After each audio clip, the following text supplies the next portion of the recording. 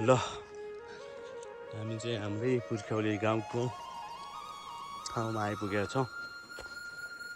यहाँ मेरो श्रीमतीजी हुनुहुन्छ अनि यता म हामीहरू चाहिँ उकालो चढ्दैछौँ अहिले।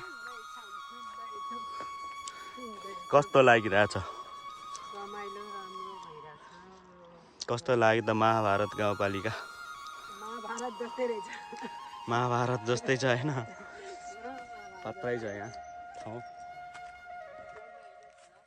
अहिले गाडी चलेर चाहिँ अलिकति सहज भएको छ।